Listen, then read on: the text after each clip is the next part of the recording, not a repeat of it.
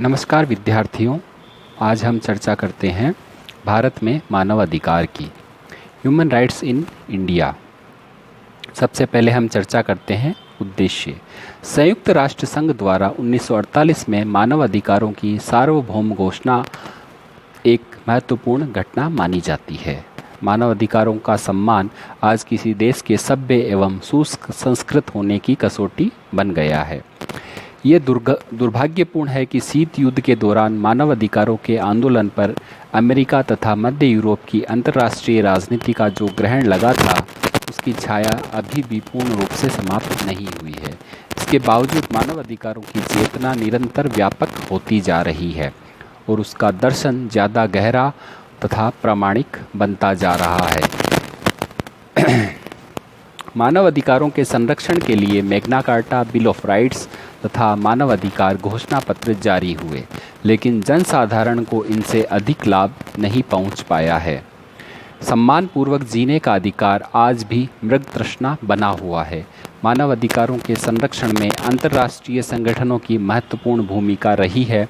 अंतर्राष्ट्रीय संगठन से अभिप्राय ऐसे संगठन से है जिसकी सदस्यता एक राज्य तक सीमित न होकर अनेक राज्यों में व्याप्त होती है और जिसका उद्देश्य मानव सुरक्षा एवं कल्याण तथा विकास के लिए अंतर्राष्ट्रीय सहयोग प्राप्त करने के मंतव्य से एक संस्थात्मक व्यवस्था स्थापित करना होता है। 10 दिसंबर को संपूर्ण विश्व में मानव अधिकार दिवस मनाया जाता है। 10 दिसंबर 1948 को ही संयुक्त राष्ट्र महासभा ने मानव अधिकारों के विश्व घोषणा पत्र को अंगीकृत एवं घोषित किया था। मानव अधिकारों की अवधारणा इतिहास की लंबी अवधि में सत्ता के स्वेच्छाचारी इस्तेमाल को रोकने हेतु विकसित हुई है। मानव अधिकारों की रक्षा और उन्हें आगे बढ़ाने की दृष्टि से संयुक्त राष्ट्र संघ ने बहुमूल्य कार्य किए हैं। भारत में मानव अधिकारों की स्थिति तथा इससे संबंधित कुछ मुद्दे, इन पर हम चर्चा करते हैं। भारत ने संयुक्त राष्ट्र संघ के घोषणा पत्र के अनुरूप ही भारत में भी राष्ट्रीय स्तर पर मानव अधिकार आयोग की नियुक्ति की है तथा इसके साथ साथ राज्यों में भी मानव अधिकार आयोग की स्थापना की है, जिससे कि मानव अधिकारों का उल्लंघन न हो सके। इस दृष्टि से भारत में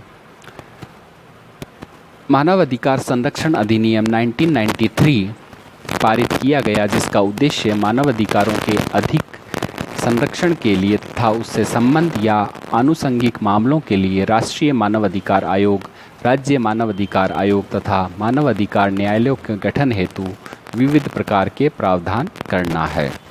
इस अधिनियम की धारा 2 में मानव अधिकार की परिभाषा दी गई है। मानव अधिकारों में अंतर्राष्ट्रीय अभिसमयों में समाहित एवं भारतीय संविधान द्वारा प्रत्याभूत जीवन, स्वतंत्रता, समानता और व्यक्तिगत गरिमा से संबंध अधिकारों को सम्मिलित किया गया है। इसका मूल लक्ष्य मानव जीवन और उसकी गरिमा को सुरक्षा प्रदान करना है। इस अधिनियम में बहुत महत्वपूर्ण बातें हैं। इस अधिनियम में कुल मिला के 7 अध्याय हैं। अध्याय 1 में अधिनियम की प्रारंभिक जानकारी तथा विभिन्न शब्दों की परिभाषाएं दी गई है। अध्याय 2 में राष्ट्रीय मानवाधिकार आयोग के गठन, अध्यक्ष एवं सदस्यों की नियुक्ति, उनकी पद की अवधि तथा उनके कार्यों का निर्वहन करना तथा उनकी सेवा शर्तों का आदि का विस्तृत उल्लेख है। अध्याय 3 आयोग के कृत्यों और शक्तियों से संबंधित है।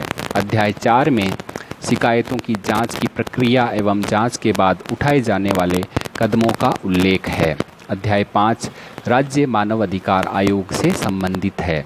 अध्याय 6 में मानव अधिकार न्यायालयों के प्रावधान का उल्लेख है। अध्याय 7 वित्त, लेखा एवं लेखा परीक्षा से संबंधित है।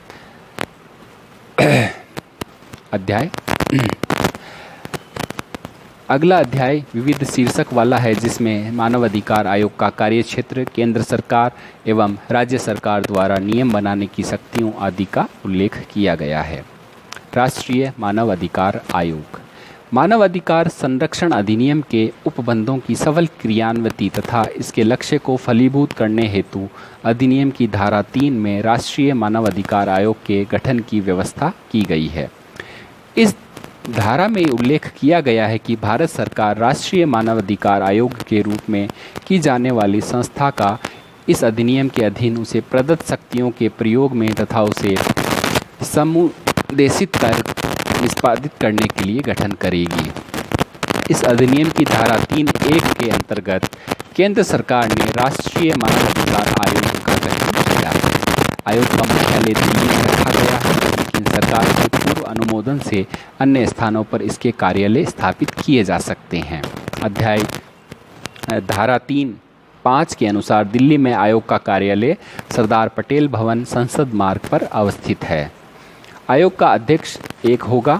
अध्यक्ष के लिए वही पात्र होगा जो उच्चतम न्यायालय का मुख्य न्यायाधीश रह चुका हो। आयोग के प्रथम अध्यक्ष के रूप में उच्चतम न्यायालय के पूर्व न्यायाधीश रंगनाथ मिश्र को नियुक्त किया गया था।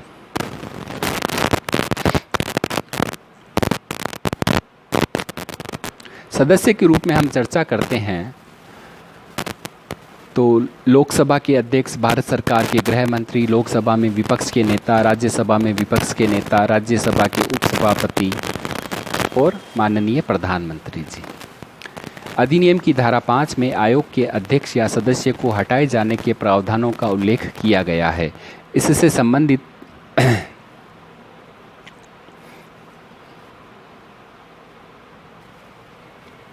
शक्तियां भी राष्ट्रपति में निहित हैं। कुछ कारणों से अध्यक्ष या सदस्य को हटाया जा सकता है। नंबर 1, वह दिवालिया, न्याय निर्णीत कर दिया गया हो या वह अपने पद के कर्तव्यों के बाहर किसी वेतनिक रोजगार में अपना कार्यकाल में लगा हुआ हो, वह मस्तिष्क या शरीर की दुर्बलता के कारण पद पर बने रहने के लिए अयोग्य हो, या वह विकृत चित्त का हो एवं सक्षम न्यायालय द्वारा इस प्रकार घोषित कर दिया गया हो, या वह किसी अपराध के लिए जो राष्ट्रपति की राय में नैतिक पतन वाला है सिद्ध दोष हो गया हो, या उसे कारागार की सज़ा दे दी गई हो। अधिनियम की धारा 6 में अध्यक्ष एवं सदस्यों की पदावधि का उल्लेख किया गया है। अध्यक्ष एवं सदस्य की पदावधि उनके कार्यभार संभालने की तिथि से 5 वर्ष अथवा 70 वर्ष की आयु पूर्ण करने तक इसमें से जो भी पहले होगी। इस व्यवस्था में 2 बातें उल्लेखनीय है। प्रथम, अध्यक्ष एवं सदस्यों की पदावधि 5 वर्ष की होगी, लेकिन 70 वर्ष की आयु पूरी हो जाने के बाद कोई व्यक्ति अध्यक्ष या सदस्य के पद पर बना नहीं रह सकेगा, चाहे उसे कार्यभार संभाले अभी 5 वर्ष पूरे नहीं हुए हों। अध्यक्ष एवं सदस्य के लिए पद पर बने रहने हेतु 70 वर्ष की आयु सीमा लक्ष्मण रेखा है। यदि 70 वर्ष की आयु पूरी नहीं होती है तो अध्यक्ष या सदस्य अपने पद पर पूरे 5 वर्ष तक रह सकता है। धारा 6(2) के अनुसार व्यवस्था के अनुसार किसी व्यक्ति को सदस्य के रूप में पुनर्नियुक्त किया जा सकता है, अर्थात कोई भी व्यक्ति एकाधिक बार सदस्य नियुक्त हो सकता है, लेकिन यहाँ भी आयु की सीमा वही लागू होगी, अर्थात पुनर्नियुक्त व्यक्ति भी 70 वर्ष की आयु पूरी हो जाने पर पद पर नहीं बना रह सकेगा। यहाँ ये तथ्य उल्लेखनीय है कि पुनर्नियुक्त व्यक्ति की व्यवस्था केवल सदस्यों के लिए है, अध्यक्ष के लिए नहीं। कोई भी व्यक्ति एक बार अध्यक्ष रह लेने पर दोबारा अध्यक्ष के पद पर नियुक्त नहीं किया जा सकता। धारा 6(2) में की गई व्यवस्था के अनुसार कोई भी व्यक्ति आयोग का अध्यक्ष या सदस्य रह जाने के बाद भारत सरकार अथवा किसी राज्य सरकार के अधीन नियोजित होने का पात्र नहीं होगा, अर्थात वह अध्यक्ष अथवा सदस्य के पद से निवृत्त हो जाने पर केंद्र या राज्य सरकार के अधीन किसी पद पर नियुक्त नहीं हो सकेगा। आयोग की प्रक्रिया के संबंध में धारा 10 में 3 प्रकार की व्यवस्थाएं दी गई है। नंबर 1, आयोग की बैठकें ऐसे समय और स्थान पर होंगी जो अध्यक्ष उचित समझे। आयोग अपनी प्रक्रिया स्वयं विनियमित करेगा तथा आयोग के सभी आदेश एवं विनिश्चय आयोग के महासचिव अथवा अध्यक्ष द्वारा इस नियमित सम्यक अधिकारी द्वारा अधिप्रमाणित किए जाएंगे।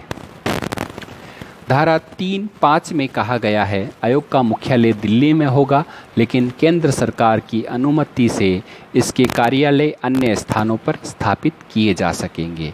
उसी क्रम में धारा 10 में ये व्यवस्था देती है कि आयोग की बैठकों का स्थान एवं समय निर्धारित करने की आधिकारिकता अध्यक्ष की होगी। अधिनियम की धारा 12 में आयोग के कार्यों का उल्लेख किया गया है। नंबर 1, पीड़ित व्यक्ति अथवा किसी अन्य व्यक्ति की ओर से शिकायत किए जाने पर या स्वप्रेरणा से जांच करना।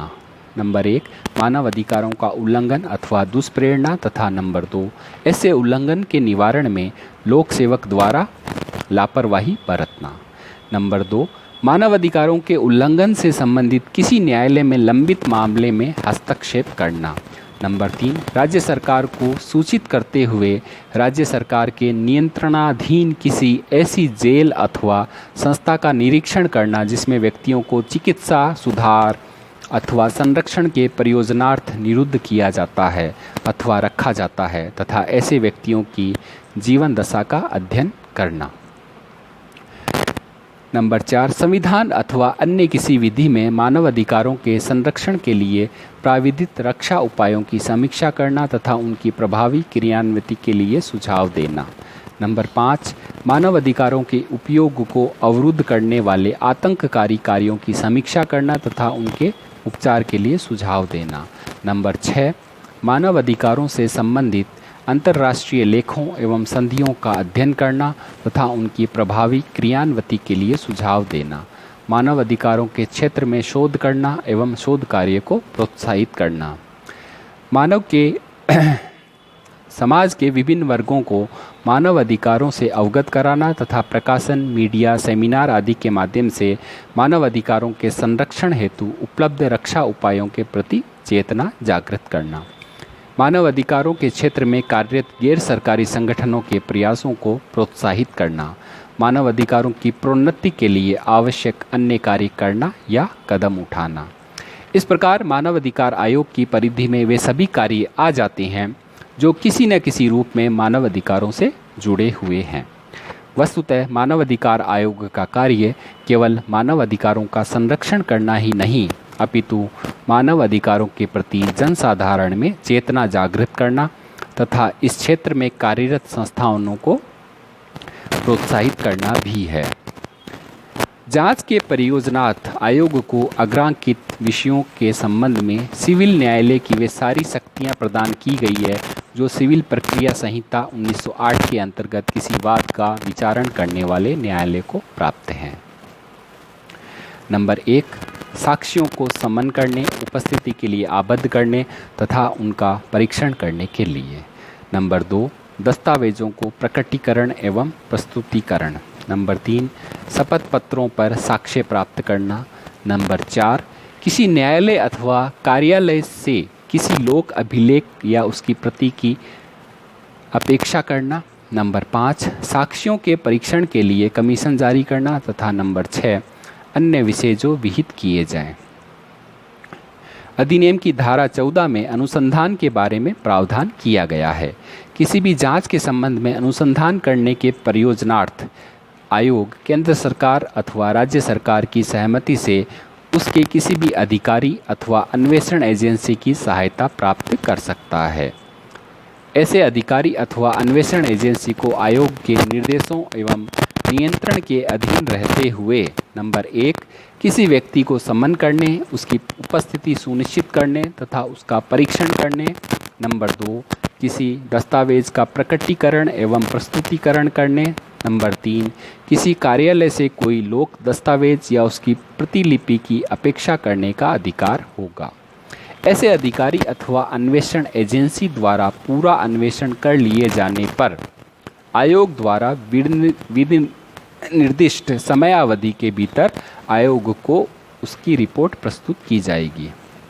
धारा 16 में इस बात का प्रावधान है कि जांच के किसी भी स्तर पर यदि आयोग यह उचित समझता है कि किसी व्यक्ति के आचरण के बारे में जांच किया जाना आवश्यक है अथवा ऐसी जांच से किसी व्यक्ति की ख्याति पर प्रतिकूल प्रभाव पड़ सकता है तो आयोग द्वारा ऐसे व्यक्ति की सुनवाई का एवं अपनी प्रतिरक्षा प्रस्तुत करने का अवसर प्रदान किया जाएगा। लेकिन यह बात वहां लागू नहीं होगी जहां किसी साक्षी की साख को अभिशस्त किया गया हो। मानव अधिकारों के उल्लंघन संबंधी किसी परिवाद शिकायत की जांच के दौरान आयोग अधिनियम की धारा 17 के अंतर्गत सूचना या रिपोर्ट की मांग कर सकता है। केंद्र सरकार, राज्य सरकार, किसी प्राधिकारी अथवा संगठन से। यदि इनके द्वारा विनिर्दिष्ट समय में सूचना या रिपोर्ट नहीं दी जाती है तो आयोग उस पर आगे कार्रवाई करने के लिए अग्रसर होगा। जब आयोग द्वारा किसी परिवाद या शिकायत में जांच पूरी हो जाती है तब धारा 18 के अंतर्गत आयोग कुछ कदम उठा सकता है। जहां जांच से ये प्रकट होता हो किसी लोक सेवक द्वारा मानव अधिकारों का उल्लंघन किया गया है या ऐसे उल्लंघन को रोकने में लापरवाही बरती गई है, वहां आयोग संबंधित सरकार अथवा प्राधिकारी से ऐसे व्यक्ति के विरुद्ध कार्रवाई करने की अनुशंसा कर सकेगा।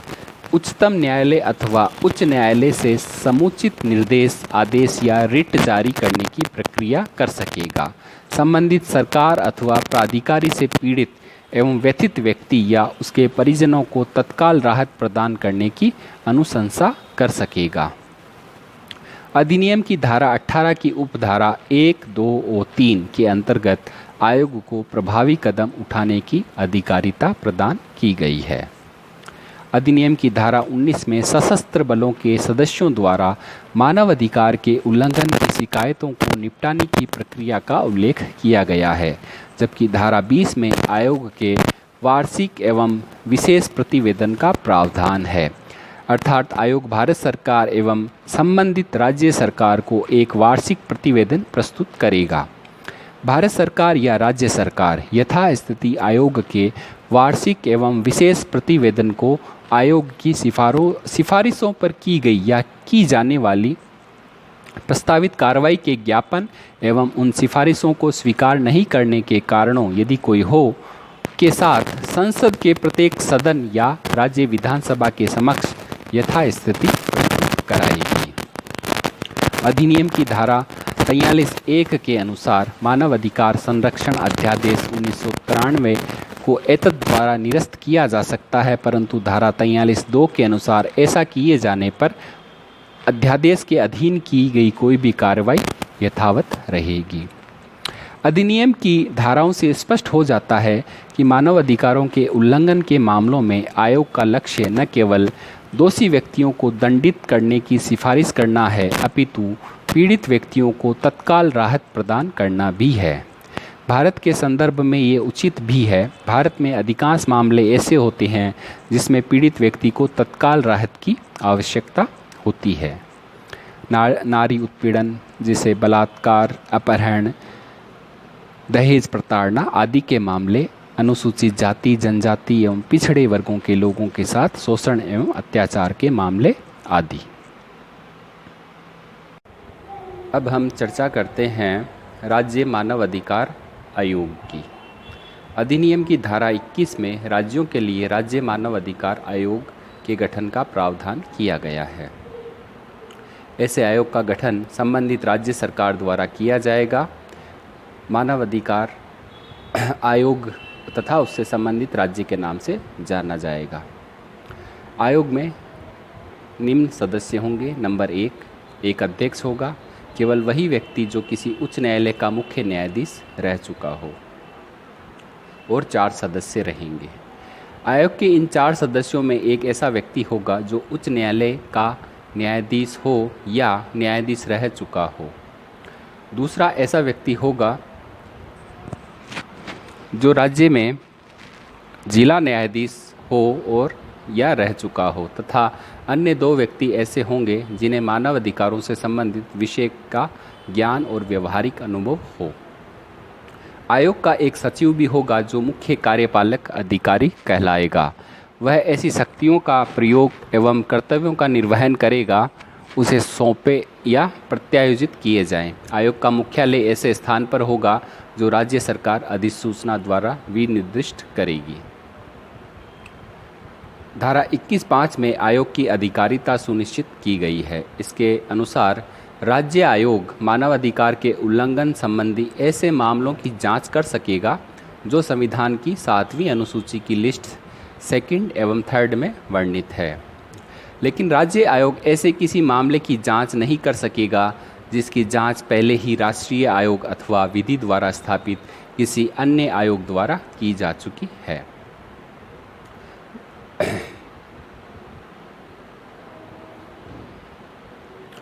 इस समिति में मुख्यमंत्री अध्यक्ष के रूप में, विधानसभा का अध्यक्ष सदस्य के रूप में, राज्य का गृह मंत्री सदस्य के रूप में, विधानसभा में विपक्ष का नेता सदस्य के रूप में होंगे। आयोग के अध्यक्ष या किसी सदस्य को किस आधार पर हटाया जा सकता है, जैसे वह दिवालिया न्याय निर्णीत कर दिया गया हो, या वह अपने कार्यालय में अपने पद के कर्तव्यों के बाहर किसी वेतनिक रोजगार में लगा हुआ हो, मस्तिष्क या शरीर की दुर्बलता के कारण पद पर बने रहने योग्य नहीं हो, वह विकृत चित्त का है एवं सक्षम न्यायालय द्वारा इस प्रकार घोषित कर दिया गया हो, या वह किसी अपराध के लिए जो राष्ट्रपति की राय में नैतिक पतन वाला है सिद्ध हो गया है एवं उसे कारागार की सजा दे दी गई है।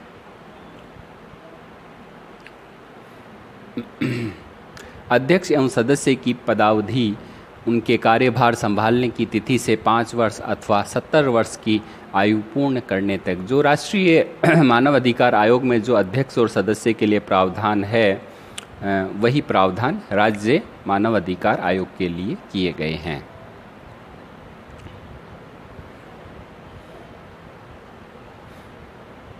यदि आयोग के अध्यक्ष का पद किसी कारण से रिक्त हो जाता है, यदि मृत्यु से, त्यागपत्र से अथवा किसी अन्य कारण से, तथा राज्यपाल अधिसूचना जारी कर किसी सदस्य को तब तक के लिए जब तक कि नए अध्यक्ष की नियुक्ति नहीं हो जाती अध्यक्ष के रूप में कार्य करने के लिए प्राधिकृत कर सकेगा।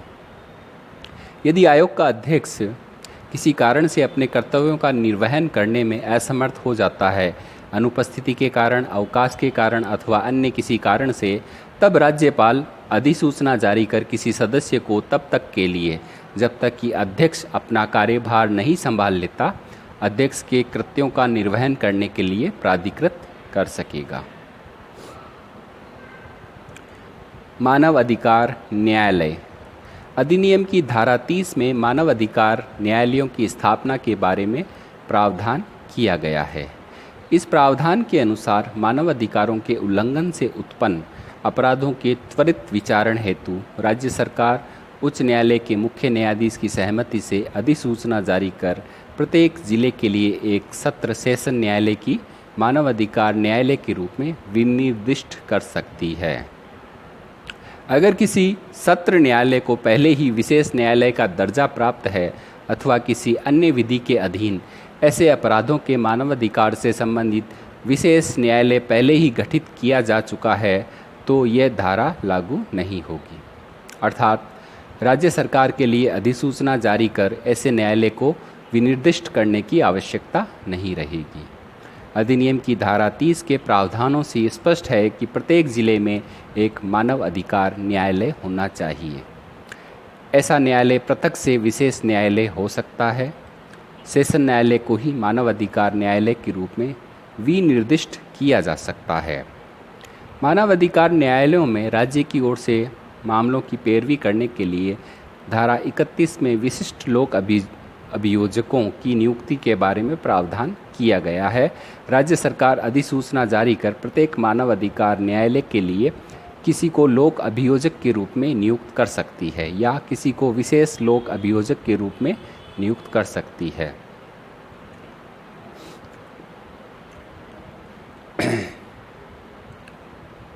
इस प्रकार हम ये कह सकते हैं कि राष्ट्रीय मानवाधिकार आयोग का स्थान राष्ट्रीय स्तर पर बहुत महत्वपूर्ण है और राज्यों के मानवाधिकार आयोगों का स्थान राज्यों की दृष्टि से अति महत्वपूर्ण है, जहां पर मानवाधिकार से संबंधित मुद्दों को समाधान करने का प्रयास किया जाता है। वहां पर शिकायतों को सुना जाता है।